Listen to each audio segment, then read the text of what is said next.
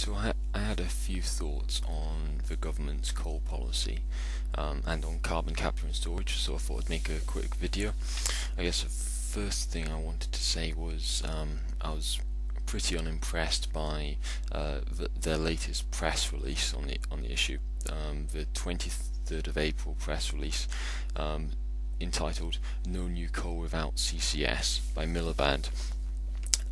I'm sure you've already seen it, but I think it's worth sort of highlighting the fact that it says no new coal without CCS, but what it really means is no new coal without at least a small proportion of carbon capture and storage. So, the greater part of it could still be dirty coal.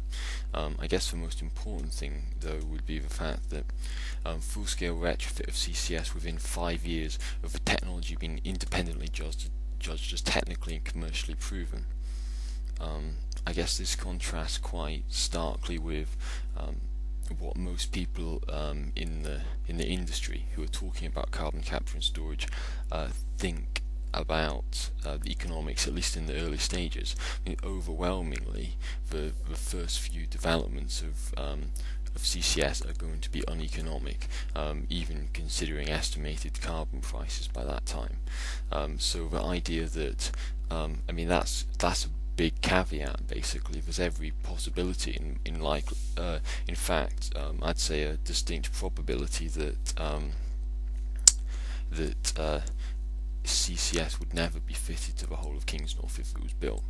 So I guess that was starting off a bit negative. On the positive side, there's this website, eonwatch.wordpress.com, I believe, and that has quite a bit of information about Eon. It also has an article on it taken from a construction industry magazine about all the developers hoping that Kingsnorth is going to be given the go-ahead, and they're all angling for the contracts for the rest of the coal plants in the UK, which they're expecting.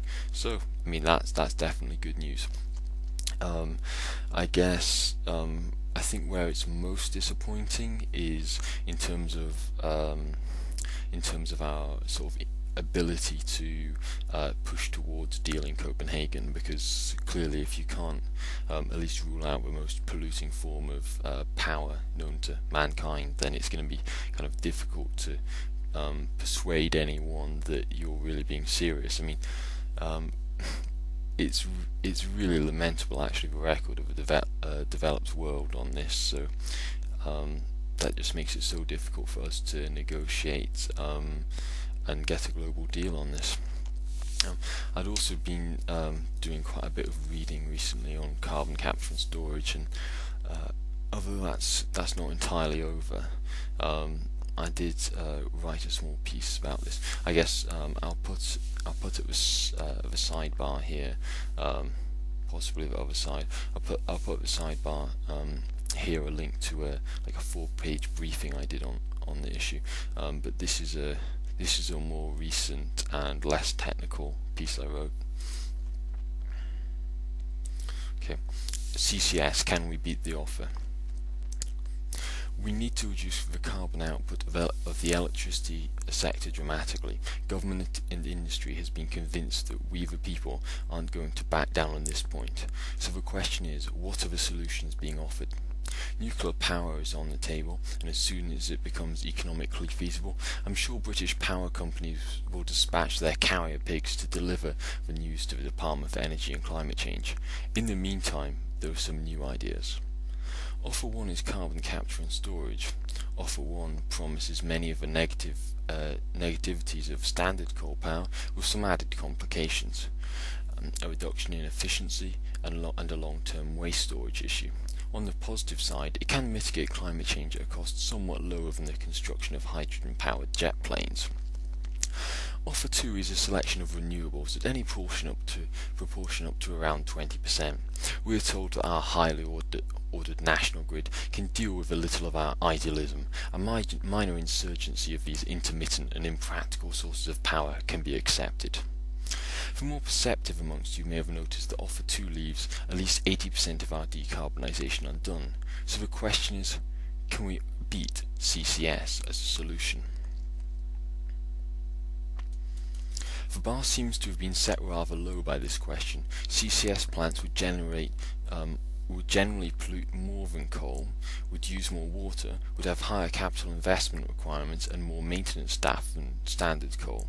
They would offer but one advantage: less carbon dioxide emitted.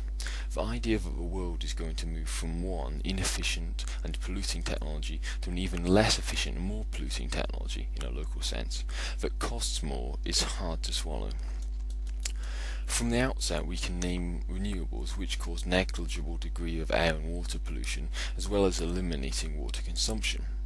We have to look at the costs, which for wind can be lower than standard coal already in some cases, and which will only go down with the as the production capacity increases. Finally, we're left with intermittency and the status quo.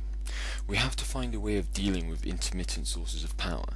We also need to find a way of convincing people that whilst it is certain that the great majority of our present electricity is derived from fossil fuels, it is not certain that even a small minority of our future electricity will be produced that way.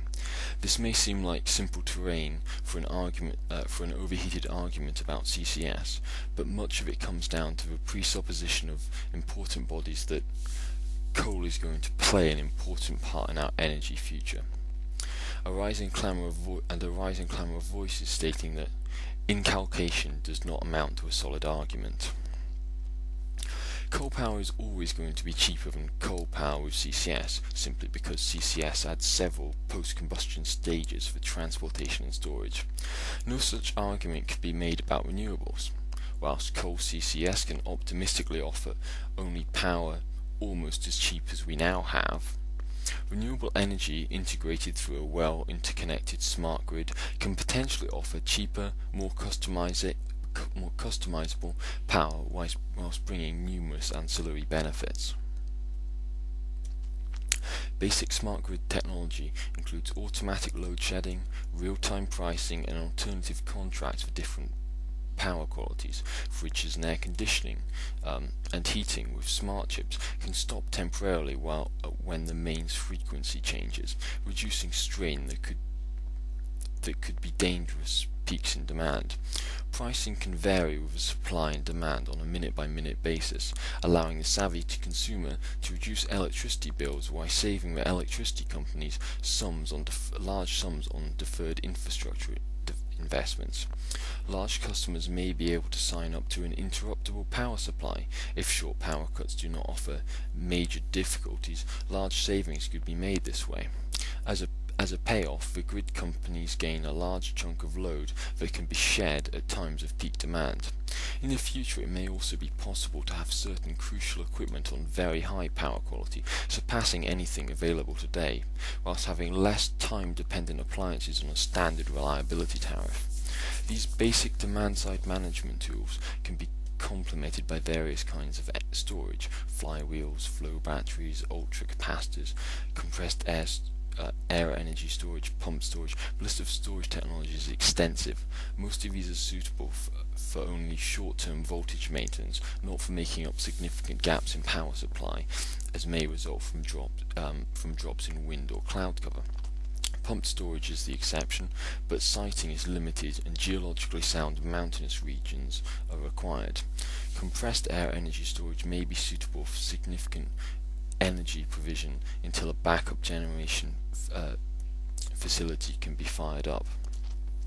If we don't want to fire up backup generation, then we have to move from temporal to spatial coping mechanisms. Using high voltage DC transmission lines over large areas can help both smoothing out renewable energy resource supplies and by allowing for the inclusion of more distant storage facilities. Although there are numerous challenges to be overcome, it does seem likely that a smart grid system with long-range, high-voltage lines does offer potential for a cleaner, low-carbon electricity system with reduced demand on water resources for less than the cost of coal with carbon capture and storage. So don't forget, coal is going to play no part in our energy future.